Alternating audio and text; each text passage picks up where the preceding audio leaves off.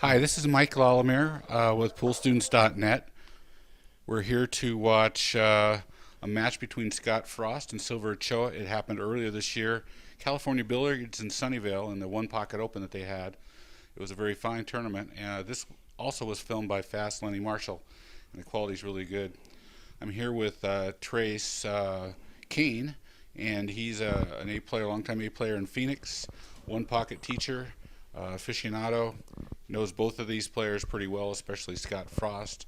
And these guys argue a little bit over who actually got the lag. Hello, Mike. This is Trace Kane. They're looking at the lag, and I'll tell you, one of the best hints for looking to see who wins the lag is not to get closer to the table, but farther away, and then you can use the parallax of your eyes, and you actually see it better from farther away. The parallax? What in the heck is that? That's the distance between both eyes and how they combine. Are you going to use words like that all the way through? Or? No, I'm just that's the word. Okay, well, I'm just just get farther away, and it becomes more obvious from farther away. So it looks like Sylver's won a lag. Rack your own. That means that if it goes hill, he's going to have the last break. Both these guys are great players, but the thing I like is they play really quickly. I mean, they don't play fast, but they play. You don't have to wait a long time for them. Yeah, they know what they want to do, what they're trying to accomplish here. Sylver hasn't really done too much with the break. Scott wasn't in no trouble, and Sylver's got that one ball over by his pocket. He's got to protect that. Probably just going to try to skim off the 13 and go in to that little hole between the 6 and 14. No, he's just going to take a foul and go that way. Not a bad idea. Do you think he tried to make a foul on purpose, or he just didn't skim the ball? It's hard to tell from that angle, but Scott's just going to go 2 rails and bump lightly underneath the 1 ball. That's a shot you got to, and he's made a little error there. That's a kind of shot that comes up again and again in 1 pocket, and when you're a beginning player, you think, boy, you're in a lot of trouble here. What am I going to do to get out of here? But if you just practice going 2 rails and go soft into the underside of that 1 ball, it's not that difficult, and you can get the speed down and you can get the hit from various different positions by the stack.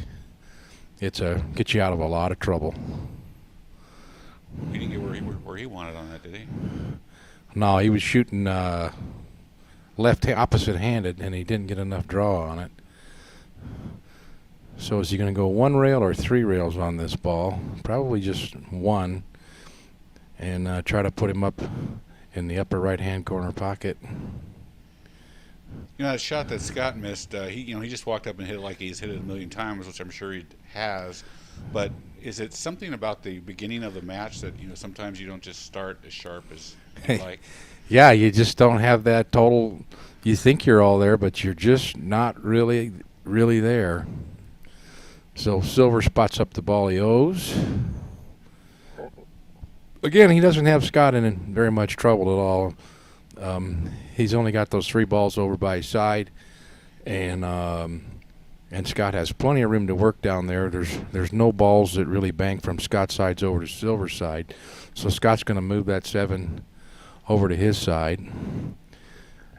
And it doesn't look like this 2 ball cuts in. Maybe he's kind of daring Sylver to take a little chance here and cut it in. Oh, he didn't even think about it. He's going to cut it. The position here is he cut it easy. How does that work? I mean, does he use English, or he's just getting out on the end of the ball? You just got to you stay in the center of the ball, and you get to the edge of the object ball. So you never really use English in those extreme cuts. You're just cutting the heck out of it. Oh. Well, that's a little tough luck there for Sylver. But that happens, so you got to pick a spot where you want to go to. And he just kind of really just went off the ball to move the 7 ball out of the way. And he winds up going into the corner pocket.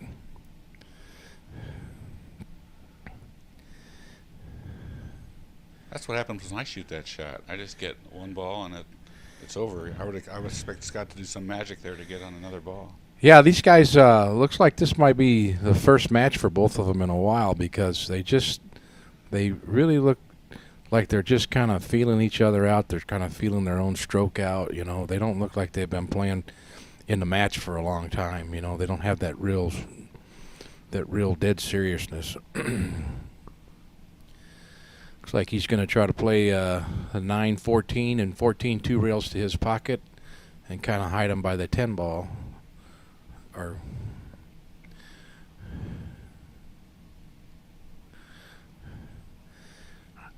now just a little too much speed there because that 14 is out in an area that gives Scott a lot of room to work with. The closer the 14 is to the pocket, the less room and the less options Scott has.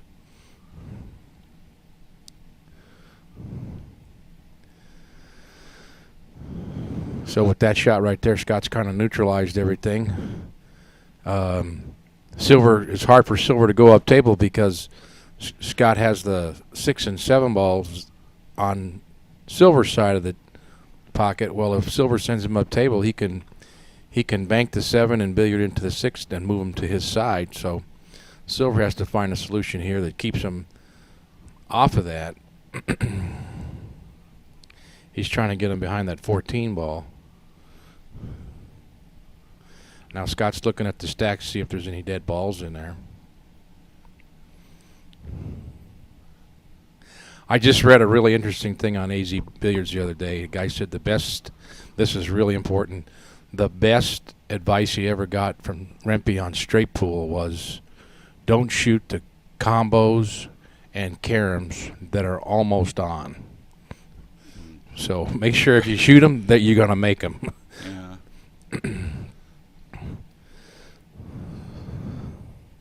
So there you go. Scott just banked the 7, billiard the 6 into the stack, and he moved all the furniture over to his side. That's sort of his trademark, isn't it? That the power one pocket move where he does a lot of things at once. Well, you got to multiply your options. If you're just moving one ball at a time and he's moving 2 balls at a time, he's going to wind up with more balls on his side of the table than you're going to have on yours. That's just a bleak outcome from where he was to on the one shot turnaround in one pocket still amazes me how everything can change. Mm-hmm. So Sylver's not in a hole. He's got some room to work with here, but he's got to be careful with what he does because the next time he comes to the table, things might be even worse. He's got to keep Scott from banking like that 10 ball back over to his side and then sticking him behind some balls. Well, as a beginner, here's one of the areas I get in trouble because I'm thinking I'm trying to escape this shot, and I accept a shot that doesn't do anything but stalls in the inevitable worsening of the situation. Yeah, you might get out of it this time, but the next time it's going to be even worse. So Sylver's looked at this 9-2 combo, and he says it doesn't go, so he's going to put Scott up table and make him work from up there. I'm not real sure what Scott's going to do here. Scott has to be careful with this 8 ball and 12 ball up on the end rail because if he just shoots and stops there, Sylver might, being a really good banker, he's going to be close to that 8 ball and he might just bank it back at his hole. So Scott's moved balls closer to his pocket, eliminated more area for Sylver to get his cue ball in good positions, but Sylver still has plenty of good shots. Looks like he can shoot this 2 into the 3 and 6 and 12, and maybe something can happen real good. He'll shoot it with a little pace, I believe, on this shot. And he had the worst case miracle where the 2 goes through and doesn't hit anything. Happens over and over again to me. Except if your opponent's shooting it, and then it hits the 3 and then goes into the corner pocket, and then he runs the 6 and the 12. And so Scott's trying to hide him behind that 8 ball, moving more balls to his pocket or to his side. That's another error that I make over and over is when I'm in a good position, I have the balls in a good shape, the shot I take next isn't good enough. It's just sort of, good, keeps me in position, but doesn't put any more pressure on, and it ends up getting me out of a good shape and in trouble. Well, it's always good to look to move your ball behind the ball. As long as you can't, you can do it safely without selling out the guy's shot. But anytime he's real close to a ball, it really eliminates his options. Looks like he's going off this 5 ball, just straightforward follow through to get down towards the 3 ball.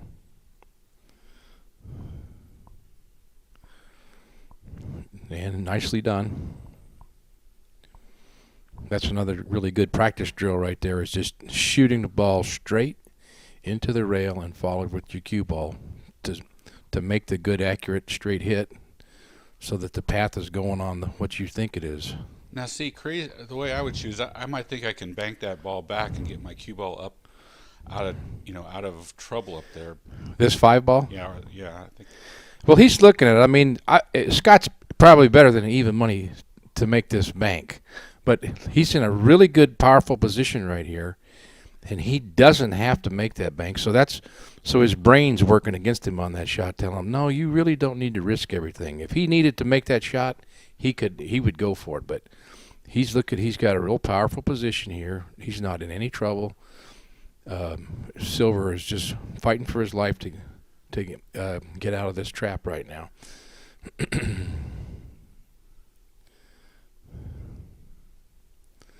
So it looks like he's going to bank the 7 to his side and follow, probably to hit the rail and then kind of go in by that 3-9 right there.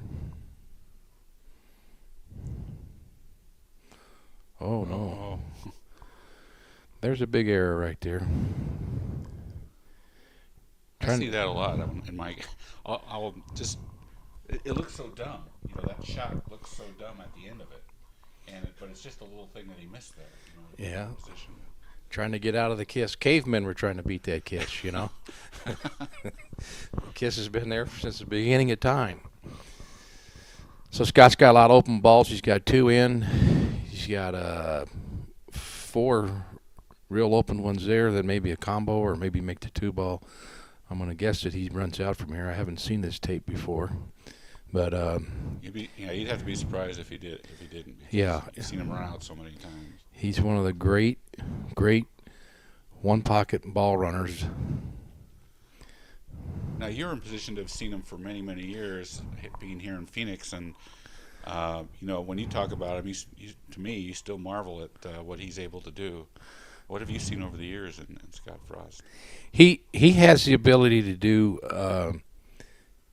His ball rolls another ball length than the regular people do. He has a little bit more spin. When you and I get stuck behind the ball, his ball rolls another ball or half a ball, and he's got a shot. Yeah. And that's game 1, and he's out just like that. I attribute it to a long-time one-pocket player named Jim Matney. He used to tell me what it is it's hand speed like on a boxer. You can see somebody punch and another guy punch, but only a champion has a championship hand speed.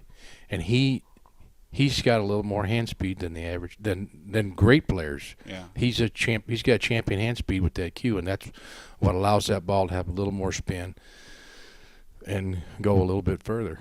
Now that's bad news for Sylver, because at the end of game 1 here, Scott walks up head 1-0 and he's breaking. That's a tough hill to start with. Yeah, he's lost his serve and he's lost his hammer. And so, not a good break for Scott. He's got a ball close to his hole, but it looks like this 7 ball cuts. Center ball and just out on the edge of the object ball, huh? That's what it takes to make these balls. This cut. I mean, to me, from this angle, this angle right here, I've watched a lot of the better players. They have a little technique, and I still haven't figured out what their technique is on this shot. But a lot of times what I use on this shot is I'll aim it with center ball as far out as I can get, and then I use just move it over a little bit for inside English to make sure that I go completely. He looks like he's hitting inside English. I think he used just a little dab of outside of left-hand English, but it's hard to tell exactly what that angle was. Doesn't look like he's really got anything good here. Maybe that. No, he's got the 5 ball. Maybe he's trying to go into the 10. If he does that, he's eliminated a lot of problems for himself because then he can make the 1 and. Oh, just cut that in. Yeah. I think that English he was putting on before was just to move the cue ball, and probably not to make the ball. Yeah. That is a. So I'm guessing that cut wasn't. I mean, in the picture it looked bad, but I think from the table it was probably a lot easier cut than what we're seeing on the screen. Yeah. He didn't look concerned about it whatsoever. No. Although it looked like he tended to make that ball in the pocket for Scott on that last shot. Okay, now he's got to look at, can he go over here and get on the 6 ball or the 15 ball, or can he maybe just go real soft off the 2 to get over for the 13 ball? Just depends on what he wants to make sure he does is that he can see the 10. And he's hit that ball real nice.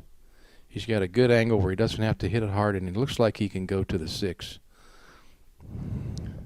and then to the 15 ball.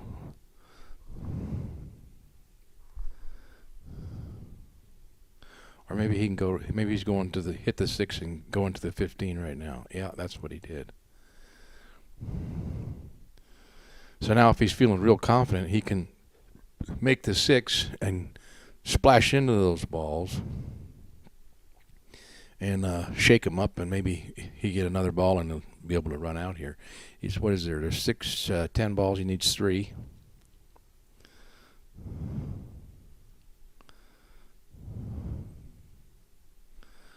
Looks like he's going to use left-hand English on this shot. He's going to go 3 rails for position. And does he have the 6 ball?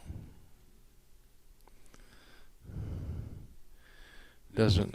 No, it doesn't look like it. So he's looking to see if that 8 and 13 is dead for Scott's pocket. If, say, he just made the 10 and Scott would kick into the 8 ball. Now he's going to, what is he doing here? He's going to make the ball in the pocket. He's going to make the 6. Can't tell if it goes. I think that was his number 1 goal there, but I don't know. Number 1 goal was to make the 10 there? Yeah. So 4-8. Sylver's got 6 balls and Scott's got 1. You know, when they talk, everybody talks about the advantage of the break. You know, they're obviously you can't deny that there's a big advantage, but a lot of times you see it where it doesn't come into play. You know, a couple shots and the break is turned around and it's like a brand new ball game, like the break never was on somebody's side. Let me talk about that. Scott just made that 2 ball up into the pocket, so it spots up. He wants to keep all the balls down table so that if he makes a ball, they're all going to be down there where he can run them. He doesn't want them up table. He wants them down table. I think good shot by Sylver. I think a lot of times that the break is, you can rarely do you make a ball on the break, and so basically you don't have the first chance to win the game. Right. The guy who comes to the table after, the second player, he's got a chance to win the game because you've moved the balls out somewhere.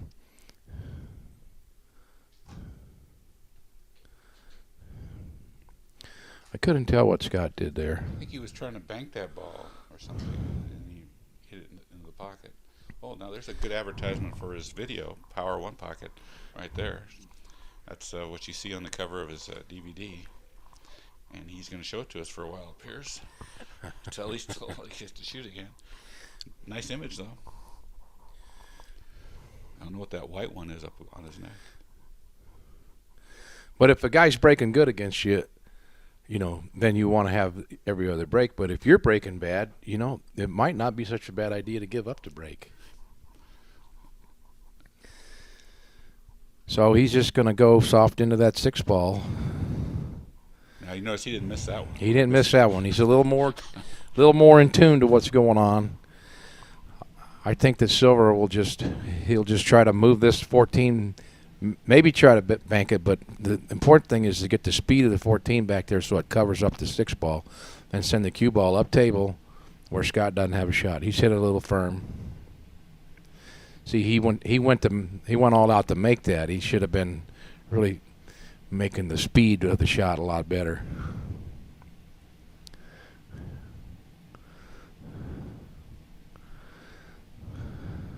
So Scott gets real creative with these takeouts here.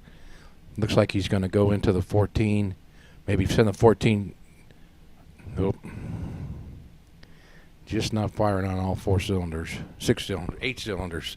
he's on 4. I'm only on 3. He's definitely got 8 cylinders in the Scott available to him. So this is pretty much the game here, right? Yeah, he needs 2.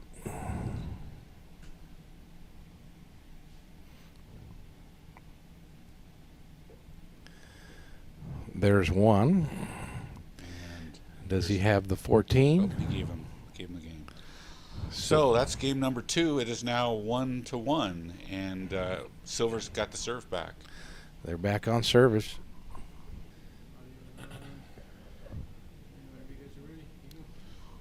Okay, this will be the third game, as I mentioned before, and again, it's interesting how the serve plays out because now Sylver's breaking 1-1, and that should be to his advantage.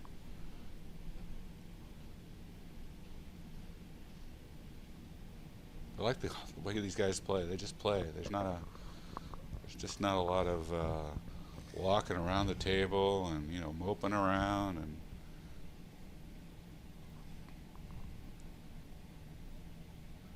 Nobody's really laid down oh, he made a ball, though. Or did he? Made a ball on the break. Possibly the 9 sticking out that he can make. 9, then the 2, and the 10 stick out. But after that, those balls are, it looks like maybe the 5, 12, 8 combo could push the 8 close. But Scott's not in any trouble here. He'll probably make this, hit this 9 and try to go in between the 7, 1, and 8. He might even play it with, no. He was expecting to hit the ball there, wasn't he? On its way out? I thought he would just hit that ball and go to the end rail and then go into that little stack there. Sylver's going to bank this ball.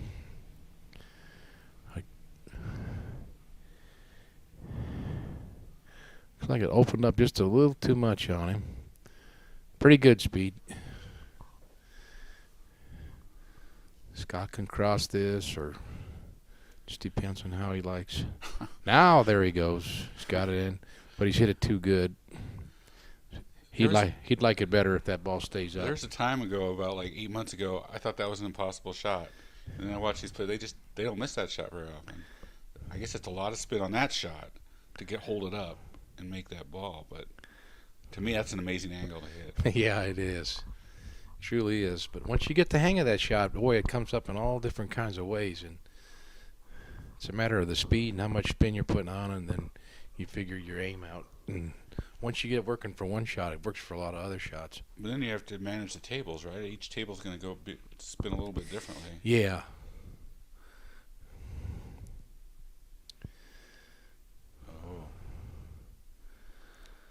Guy of his caliber shouldn't do that, I wouldn't think. Well, he had a chance to kick 2 rails softly into that 8 ball, and he tried to do it by going off the ball with spin, and he misjudged it. I think just the straight kick into the 8 ball would have been fine for him, but he didn't want to give up a ball. Now it turns out that he winds up giving up a ball and the position.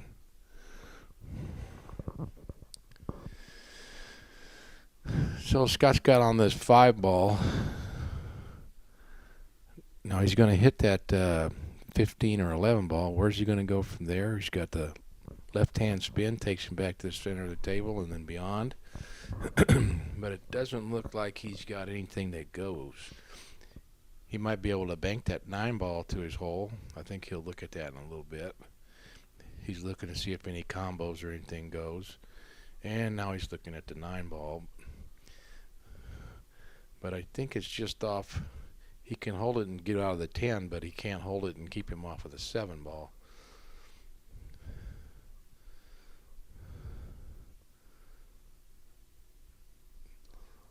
So he's just trying to put a threat there, and he's sticking him in the pack where Sylver's got to kick at that ball or go soft off of something. That shot right there, you're forever doing. You ever see? That's just carelessness from Sylver's there. He's got to look at that shot and go, is it better to be too long or too short? He went too long and sold out Scott an easy cross bank. And, of course, Scott gets up and misses it. Well, the thing I watch about Scott over the last couple of years is even when he's getting good players, he sometimes still only plays as hard as he needs to play. I don't get the sense he's really feeling threatened here. He's told me many, many times he is a money-motivated pool player. And sometimes his blood just doesn't get up for these tournaments. Plus, he's always in action matches during tournaments and staying up late, and so he may be a little bit tired in this match, and he's not ready to give everything. I think I know for a fact that he was up late at this tournament. I think it was worse than that. And so Scott's, because he was careless on that bank, now he's given Sylver some opportunities, and his position's starting to degrade where he's going to have to put the balls up table. So now we got 5, 10, 12. Scott has 3 balls, Sylver has 0 balls, and it looks like they're going to go up table for a little while. Sending the balls up, trying to get them on your side. When Scott's playing really well, what do you see? What's happening in his game that, like, for example, we're not saying in this match, what makes him that difference? You were talking about his extra little role before, but well, he knows the game. He's played so much one pocket because he absolutely loves playing one pocket.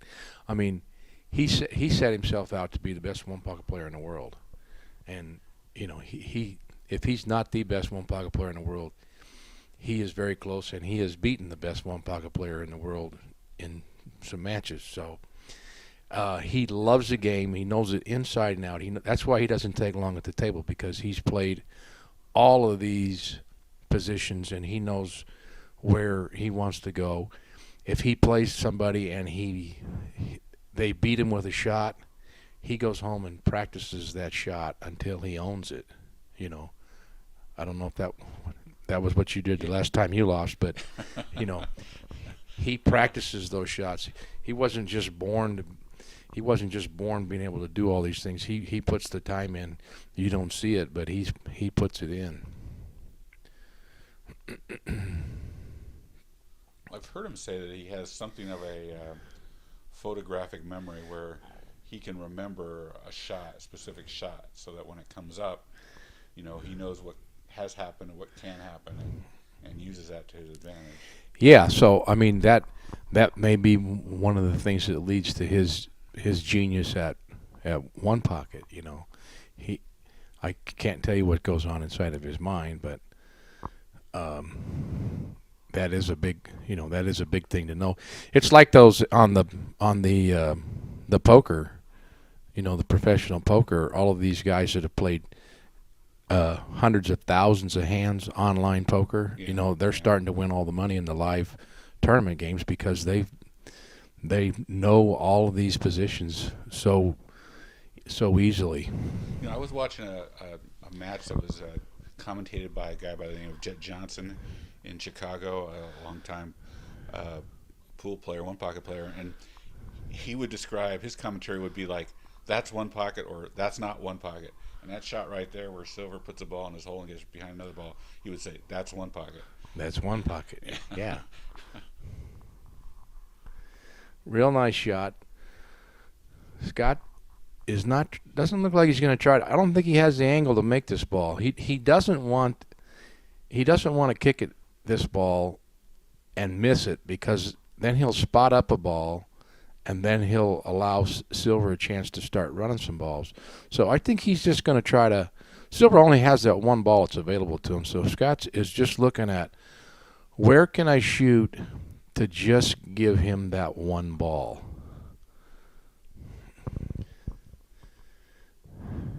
because I don't think he really wants to put anything down table by his pocket, because then Silver could make the 15, and then he could bank it in. Now Silver was probably looking at banking this one ball. He might not like where it is on the rail. He's kind of in that in-between point where you hit it straight on and you can't go by it and spin it. Yeah. And so here's a mistake to me. He's gonna try to make this ball. Well, what is this one ball gonna do? It's a threat. He's not getting any more balls from here. He should have left it there and tried to hide Scott up there and all of those balls on the end rail, or move something towards his hole and let Scott shoot at that one ball on the side rail there. Can he make this ball? I didn't see that. Looks maybe he can. Those are some forgiving. Oh, very nice. Very now nice. He can bank that ball. Now he can bank that ball.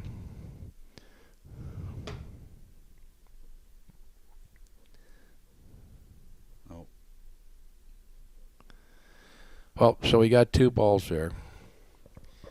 And if he makes that bank, maybe he gets on the 7 and gets 4, and that's where those champions there, that's where they fly above mere mortals like me, because I'm not making those shots. I'm gonna try to use the position to crush my opponent instead of I don't have the shooting skills that they do. You're going to go all Python on. I'm going to go Python. Yeah, I'm going to try to squeeze and take a little bit at a time and consolidate my grip on you.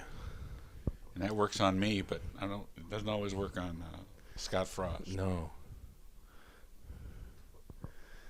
So Silver took a swing at banking the 7 ball to his hole. He thought he was going to be safe, but he mishit the 7 and therefore lost his position and sold out maybe the 14 ball. Well, I feel bad for Silver because how that rolled out on him, but I feel better for me because I do that all day long, where I take that shot that I think I got a free shot on and I loosen something up for them to make. Yeah. And so Scott, he misses a ball right there. If he's playing you or me, he's going to make that one. But for whatever reason, he was jacked up over that ball and back cut a little bit. But now, when he hit that ball out of there, that seems to be a standard one pocket shot. You're just hitting the rail and then side spinning and stopping the ball there, and the other ball goes out. Is that how that works? he hit rail first on that? Yeah. On those. He hit the bottom rail. Hit then the bottom. Come up into the ball. Yeah. You just got to be careful you don't get too far underneath that ball and you hit the ball and your cue ball continues through and scratches in the corner. But apart from that, it's a pretty safe shot. Yeah. Like everything, you got to practice them and see what you move the cue ball around to different angles of approach. See what's good for you and what's bad. He's probably going to sell a bank out here. He figured if he hit it with that speed that he was going to protect himself, or he liked the speed for making the bank, but yeah, like you said, if you and I are playing Silver in a tournament, he's making that ball, and he doesn't come close against Scott. No. Yeah. Now Scott made that bank, but he sold out the 10 ball, but he got himself on possibly the 3 ball up there.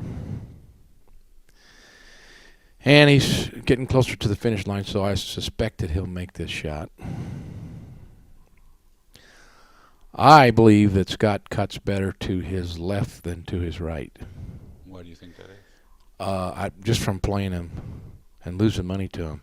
He says that he cuts better to the pocket. He cutting to his right, to the pocket that he's playing at, but I think he cuts better to the left-hand pocket.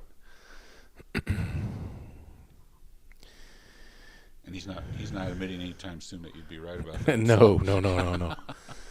So I suspect that Silver will make this bank. It's sitting in a really good position. He can hit it with a nice speed. Boom, in the hole.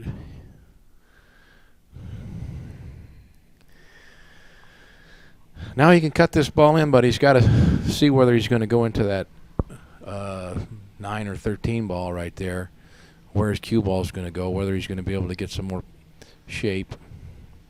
He wants to run some more balls.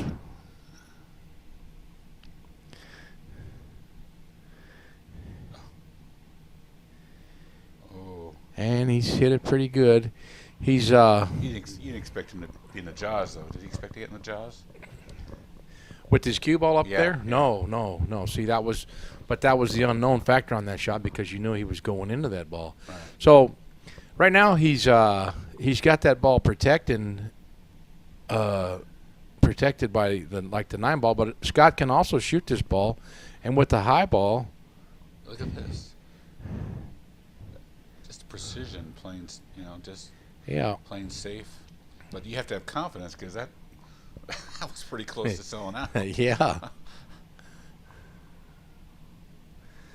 So now he's giving Sylver a bank. Sylver's having trouble with that bank. Things are looking up for him. Oh. I don't like Sylver's body language in this game. He doesn't look confident.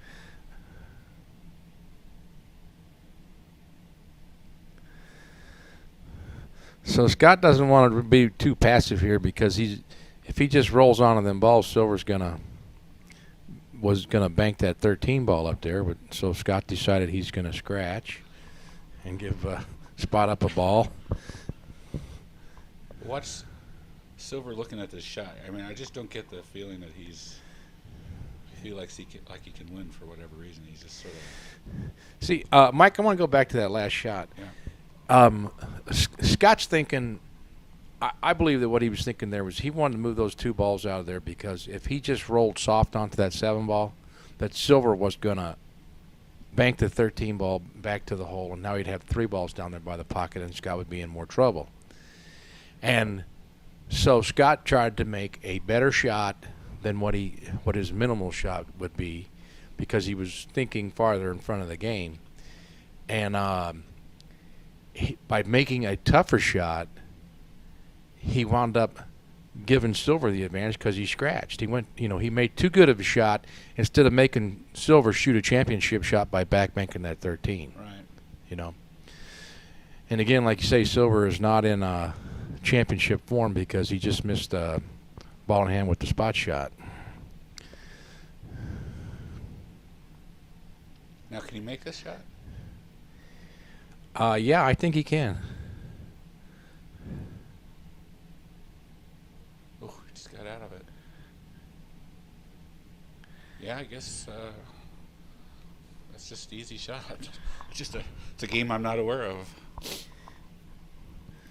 So Scott's going off both of these balls again and moving them out. Ooh, that was almost disastrous. Yeah. And he's smiling. But it's a shot that he plays all the time, and he plays all the time. So he's real familiar with this shot and its variations. I mean, he's not going to hit it good 100%, but Right. He's pretty familiar with it.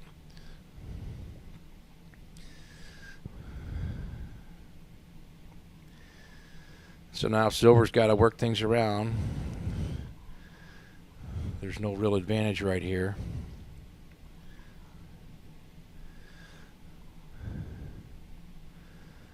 Scott's looking at maybe 2-rail the 10 or the 13. I can't tell. 10.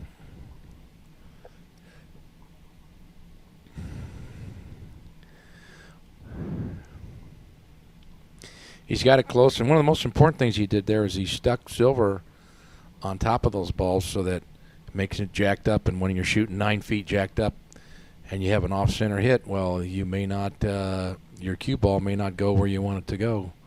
And look at Sylver. He just does it jacked up, cuts the ball down with perfect speed, showing his skills. He says, I'm going to do it again.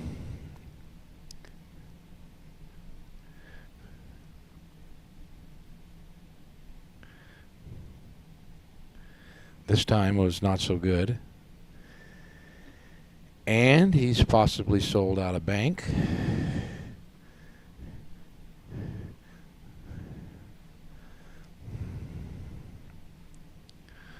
I think Scott can go under this with right-hand English. Yeah. I think he's going to use high right on that shot. Yeah. He's trying to. Boom. and he stuck them up there on top of those balls again. That's one pocket. See, he flew too close to the sun there. You know, he had some success by cutting that first ball, and then he said, well, I just did that, I'll do it again. Yeah. And he got himself into worse trouble. You know, he should have consolidated and moved that ball away after he made the first one. Nope. And so he got himself into a spot where he couldn't get out of.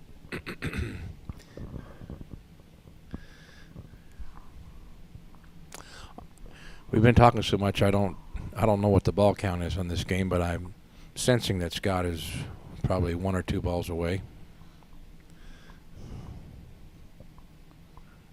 They keep their balls in a rack there, but they kind of alternate between putting them in the top level and the bottom level. They can get hit down there.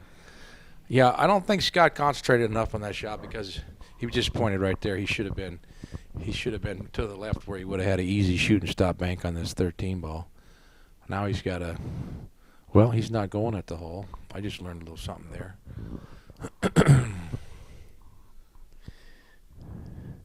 He must be ahead. He can't lose if those balls are staying up there. Yeah.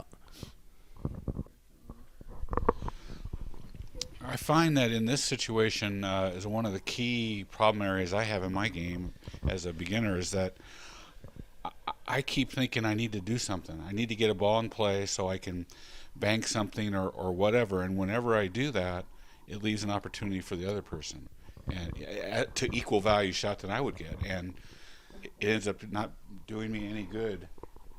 I don't know if Scott's going to try to bank this ball.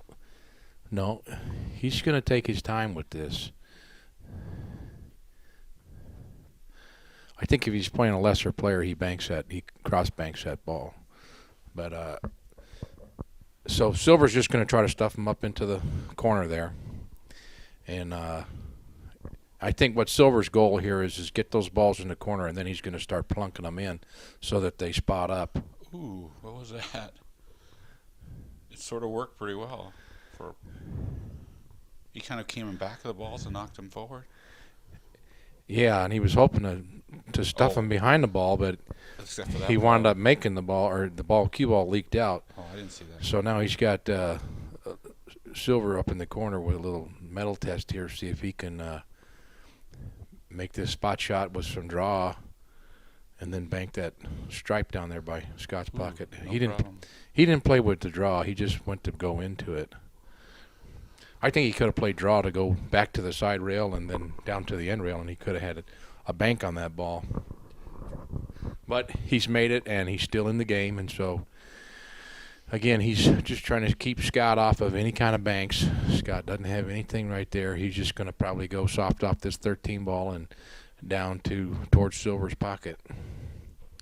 Just leave them all clustered up there. Leave distance, hoping that distance creates some kind of error in Sylver's judgment or stroke. Well, it took me a while to figure out that if you're ahead, and if you've got a ball stuck up in the corner, and you're ahead by a few balls, you can't possibly lose. You can't lose. You can't lose. But you can't win if you don't never do anything from there. Yeah. The other guy can't win, but you can't win either. Yeah. And it's the old thing, if the turtle won't come out of his shell, well, you can't get to him, but the turtle ain't never going to get anywhere either, so. Yeah. So what are you thinking about doing in these sorts of situations? Well, for Sylver, he needs the balls. And so he's going to try to get them where clustered up there where he can start pocketing them in and hide Scott on a ball so that the next time he can pocket another one and get him and start moving the balls down table. Scott, he just wants to leave them up there and let Sylver try to make some kind of mistake.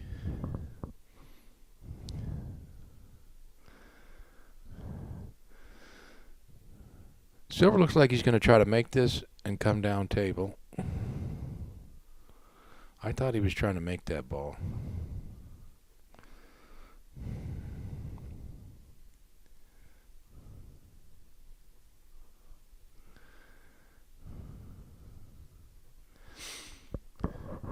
Now, I I would be trying to bank that.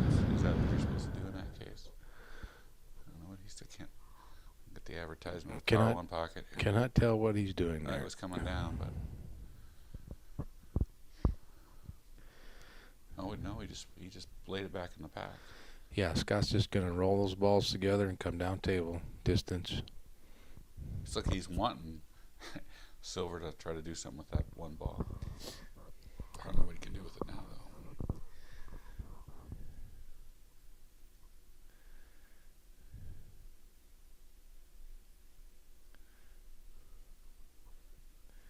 I've already, tried 3 banks by now, so I've already lost. No, I mean, you have to show a lot of restraint and be able to. You're looking for shots where you can shoot at your hole or get the ball close to your hole and control your cue ball real good, where it's close to the rail or on top of a ball, so that it makes it hard for the guy to move it out or shoot something aggressively to his hole. Now Sylver's going with the bank here. He's hit it a little bit short. But he's got Scott. He hit it with really good speed. He's got Scott coast to coast. And Scott, I don't think really can do it. He's not going to go at his hole here. He's just moving it out.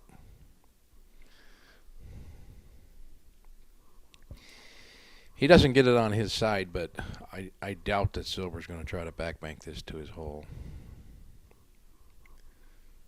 I'm backbanking this all day and scratching. See, now what I think Sylver can do here is probably try to shoot the one ball and just go up there and lay on the 4, and then you get both of those balls back in play, and Scott won't have any bank. But now right here, Scott could wind up with a bank shot.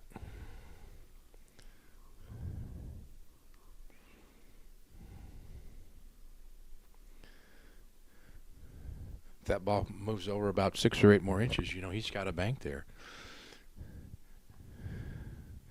And Scott ran out of patience. He decided he was going to take a bad shot that he knew was a bad shot, but now he's let Sylver see it. In one pocket terminology, is that something like he lost his mind or man overboard? A man overboard.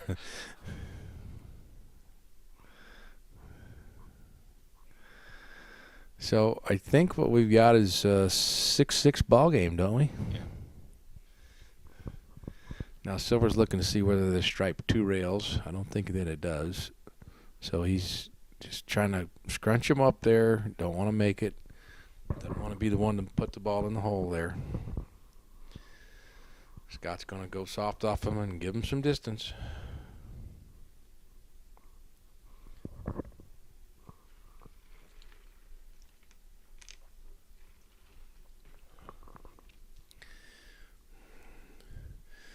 They're just dancing around looking for some position that they know that allows them to get a ball closer to the hole and stick the guy behind the ball. They both must know what that looks like to each other, so they're. Well, it's just a function of how far the balls are apart. I mean, you don't actually know what you're trying to do, Yeah. but once you see it, you'll know what it is.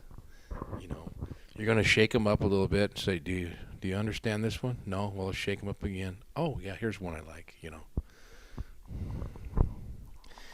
so now the balls are getting really close to the pocket, so Scott doesn't want to make the ball in his pocket because then Sylver will have a spot shot, albeit on top of the balls and in the jaws, but. Well, would that be a strategy for Sylver to try to force them to? So That's what he's trying to do. Sylver's trying to get them balls as close as he can. See, he's trying to get it to the point where he can.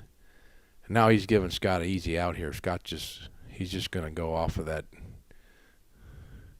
He thinks he can make this ball and stuff him behind those balls right now. See, Sylver kind of trapped himself right there. But see, that's what they're doing. They're just jockeying around, looking for an opening somewhere. You don't know exactly what it is, but when you get it, you'll know what it is. Now this shot comes up, well, in a normal game that shot comes up a lot. What's the idea of when you shoot that bank and when you don't shoot that On bank? this On the spot on shot? the spot Yeah. the spot shot. Yeah. You know, Mike, I really don't have a good answer for you on that. If you here's one of the best guys in the world and he's not shooting it, Yeah.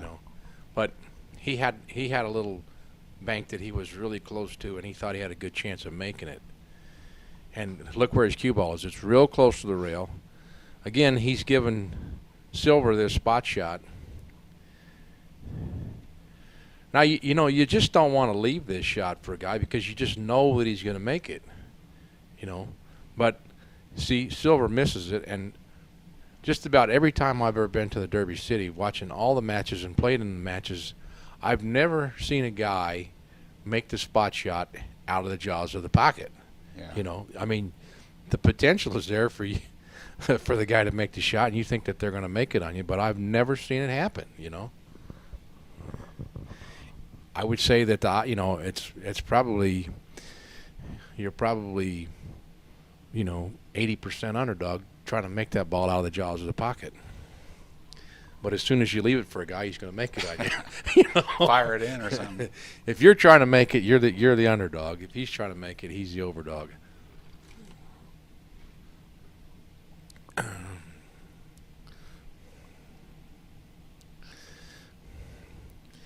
So Sylver doesn't want to bank that 12 ball because What did he do there? he didn't want to bank the 12 ball because he was afraid that he didn't have any open banking lanes, and he was afraid that maybe he would sell out a return bank to Scott. And I think he was just trying to tie them balls up and keep his cue ball a little bit lower. Now Sylver's got a really good bank here. I suspect this will be either in or real close.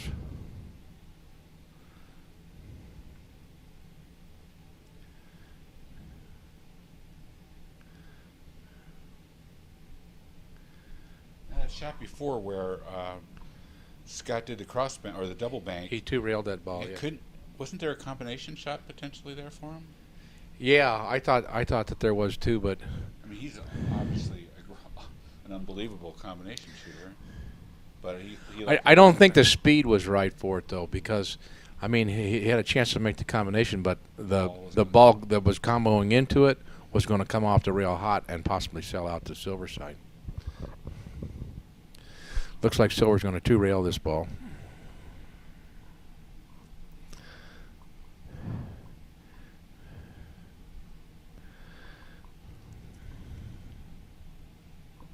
amazes me how not hard he hits it, how soft. He's able to stroke the ball and the ball doesn't go anywhere. Now this shot right here, Mike, I think is a little bit different than the last one. I think this one is I don't think that he can spin this one out. I think he's just going to move this ball out. See, if the cue ball would have been over where the 13 ball was on that shot, Yeah. then he could bank that ball. But because it's on the other side of the line between the corner pockets, the diagonal corner pockets, I think that makes that shot a kiss. Well, you know, the first kiss rule you learn is that if it's lined up with the pocket, it's going to kiss, right? But then I started leaving people that, and then they started making it. Yeah.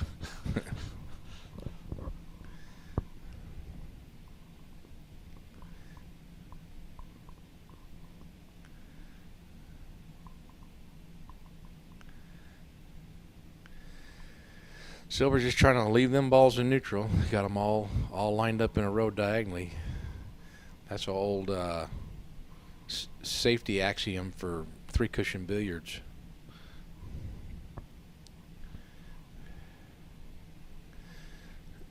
Scott's got him on the rail with distance. I'd still be trying to bank this and selling something out. Yeah.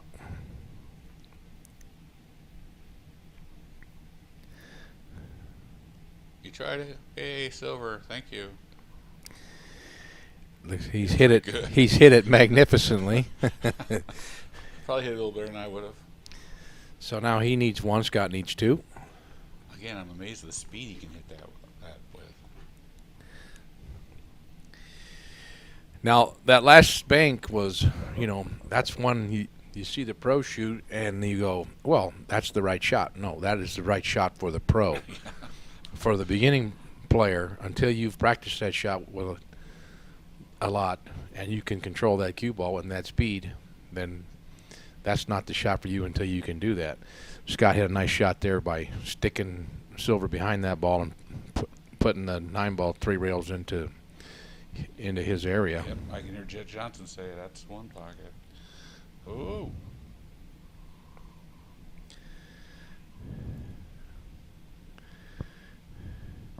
Now this is a tough little bank off the rail.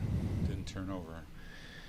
He had to get it to spin, but he was only with a little bit of the top of the ball because he was on the rail, so I don't think he got the bite on that ball that he wanted. Sylver's in the same position. If he was off the rail, he could spin bank this ball, but because he's shooting from top of the rail, it makes it real tough, so he's just probably going to kick this ball out of here.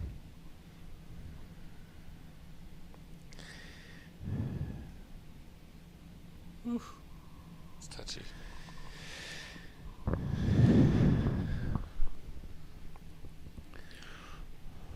I've tried to hard hit those balls out of there when I started, but now I'm a lot more of the times I'm just hitting it soft to get it out there to be safer.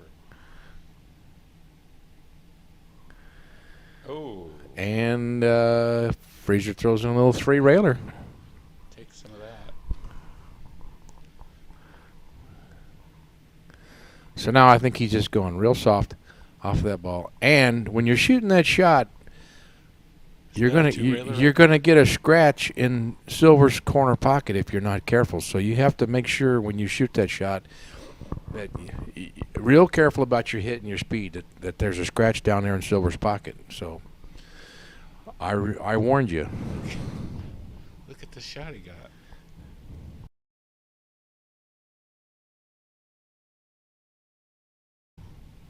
Oh no! Oh no! Man overboard. Man Sylver. overboard. Oh my God, that's what I would do. Didn't that look like a decent opportunity for a 2-railer, or was it the angle of it? Because something went haywire there all of a sudden.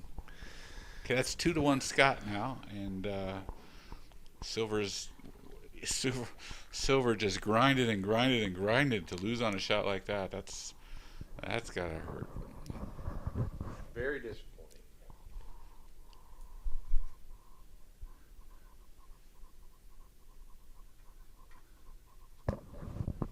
So the last time Scott broke, he sold out the corner ball. So let's see what kind of adjustment that he makes this time. Maybe he might make a little cue ball adjustment, or maybe try to do a little bit better hit.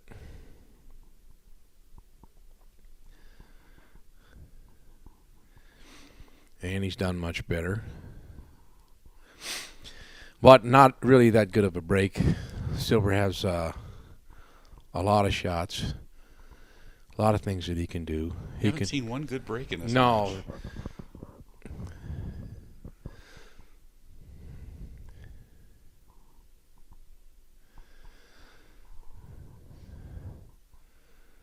So Sylver moved that 2-ball out of there, but he's allowed Scott to bank this. We're going to call it the 11-ball. He does have a little bit of difficulty with that 10 that's sticking out, but he had a really good bridge, and he has so much confidence in those banks. And for the beginning players, I know I told a guy online the other day named Aby, what do you practice? I said, you got to practice those cross banks until they're just automatic. And you can see Scott shot that cross bank, and he didn't have any fear of missing it. When did it become automatic, by the way? At what point of practice? How many years are we talking about? You just have to do it, and do it. Now I get caught in between cutting those banks and spinning the banks a lot, and I get myself mixed up on which one. The only time I think the time that when you start spinning a bank, it's because you need to do it to create a bank lane or for position. Yeah. If if you're rolling the ball, if you're rolling the bank, then don't be using the English. You know, you use spin because there's a reason to use spin, not just because. You know, sometimes you get a bank that you hit and you just know it was spin. Yeah. And if you want to make sure that you're going to make it, well, then shoot it that way. But you know, you should be using spin on your banks to either create bank lanes or for position with your cue ball, because you're going to be more accurate with the center ball hit using high and low. That's a good tip. High and low and speed. But there's some tables that either roll up a little bit or something, and if you don't put any spin on them, but still I get caught in between. Ooh. Well, That can't be good. yeah, you don't want to leave Scott Frost a shot at his hole like that real close. Even if he is shooting right.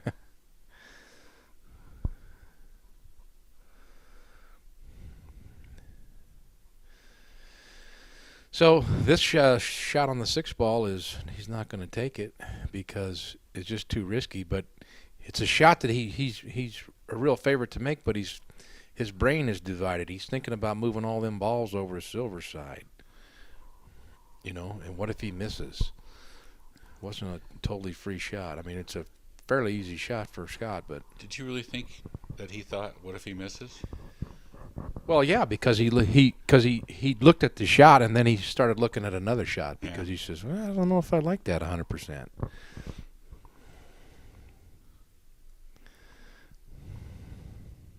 I think maybe he thought he was going to make it, but he was moving balls. So, you know, that hard for me to think Scott thought he might miss. I think he thought he might, even when he makes it, he's moving balls to a bad spot. But I think he's gonna go down here and pull this 4-ball up. Boom. He's just really, really good at that.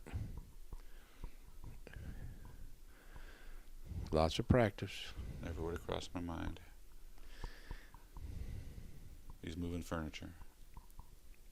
Ooh, didn't get the normal 4 balls on the right side result. So we got 10 balls. What does Sylver have? 1? Scott has 4, or Scott have 4 or 5? Can't tell whether Sylver has a ball or not. And Silver's going to try to bank here. Very tough shots because he's got to spin this ball. He's jacked up. He hit it with a nice slow speed. And he's made the ball. And just like that, we're off to the races. All those balls are in, well, not all those balls. Most of the balls are in good shape. Yeah, he's got the 1, the 7. He's got to clear the 3 and 2, but that combination looks like it's on. And once he clears those, then he can get the 9 and then go up table for the 5 and the 15.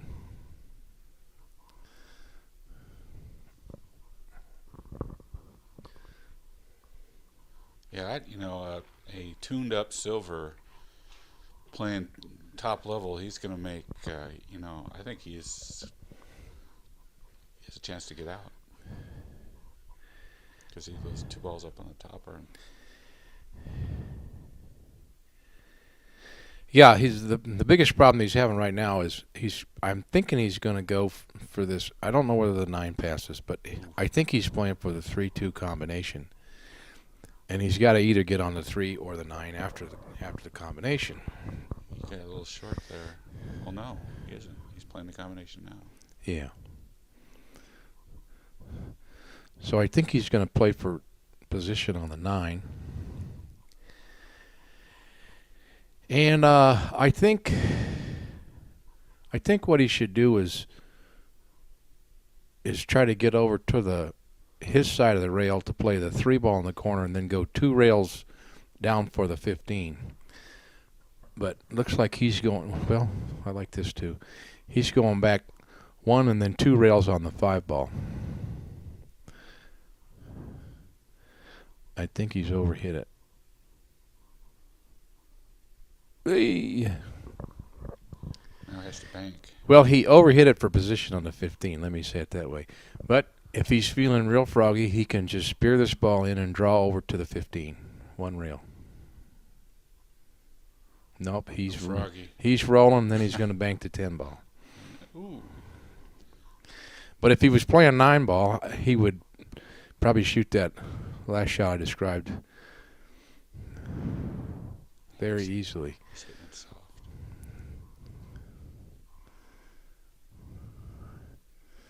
So he's hung it up, and it looks like the 15 ball is over the line, so Scott just can't.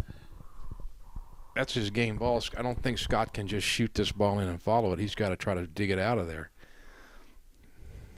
He got the first part, but he scratched. Scott spots up one, but the 15 ball's still over the headstring, so Sylver's going to have an easy ball for the game.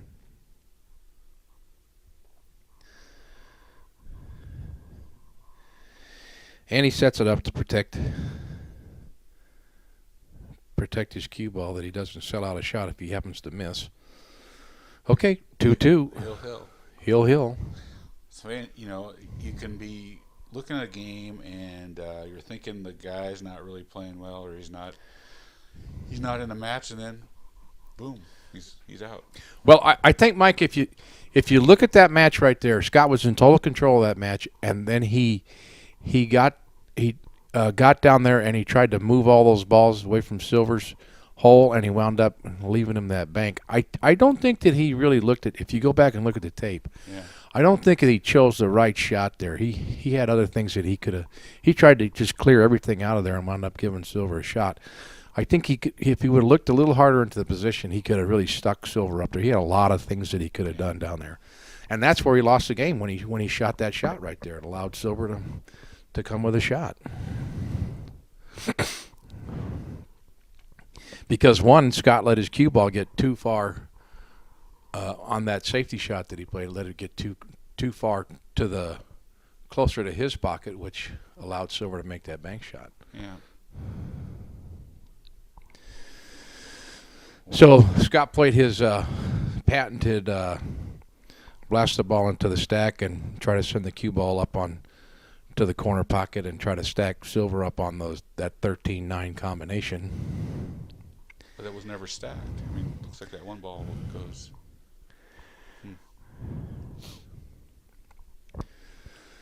So that shot that you're talking about with Scott, to me that illustrates the problem. One of the problems I have is that you play a shot and it was like he played it and it was good enough, but it wasn't good enough. I mean, it wasn't a great shot. It was just good enough. You didn't lock up your opponent, and if you don't lock them up, that's why you got to take, when things change, you got to take a little time, and you got to step back from the table and look for a second and look for a third shot, and then evaluate which one is the best shot. And Sylver doesn't want to risk everything by making this 9 ball, so he is going to try to go soft into the 10. Wow.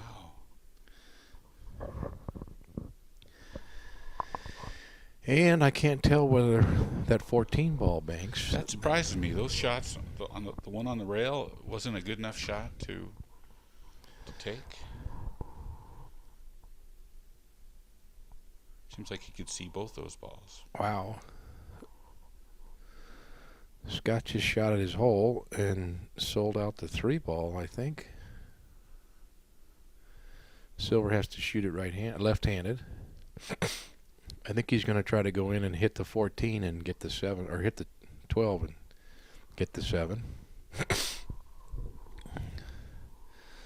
So now Sylver needs to stop and look and figure out where he wants to go to finish running these balls.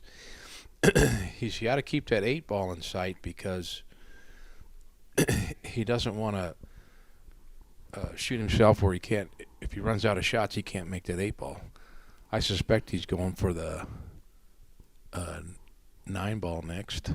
No, he's going for the 6. But at this moment, he's in position to win the game.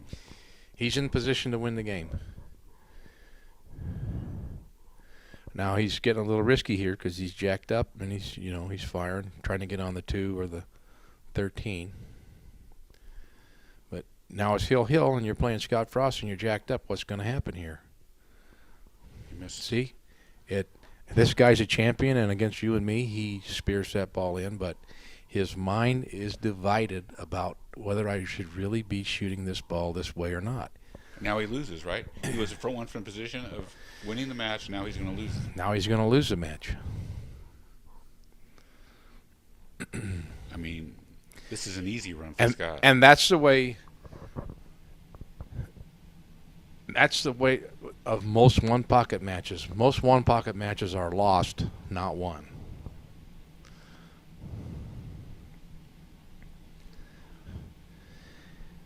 So nice little easy combo for Scott. He's one of the great combination makers of all time. He just drops over him off angle and shoots him right in. I mean, I've watched Scott so many times, and it's like this layout is. I mean, he can't not run out on this layout. Yeah, he could if you bet him, he could run every one of these balls off the table.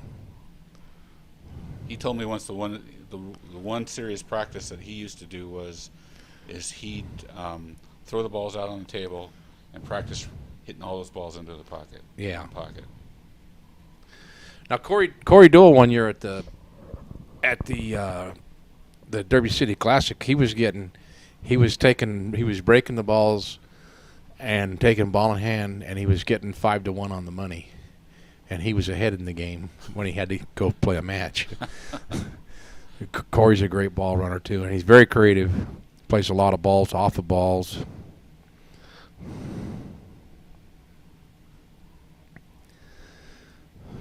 The thing about Corey is he just plays so slow. And we have a match of him to do, but it's hard to do commentary because he's taken a long time. Brilliant to watch, but he takes a long time. Yeah, I really haven't watched a lot of Corey Deuel matches. I watched him do that run the one pocket balls, but I haven't really watched him in a lot of matches. But I know that he's a real creative player. So Scott runs out and he wins the match there. He's up, wins 3-2. Yeah, and that was that one shot. That's why I wanted to say that Sylver was in position to win the game. He makes a bad shot and he loses the game just instantly. Thanks, Trace. I appreciate the time, and I think this will be a good tool for people who are beginners or intermediates. All right, practice, practice, practice. No, I can't do that.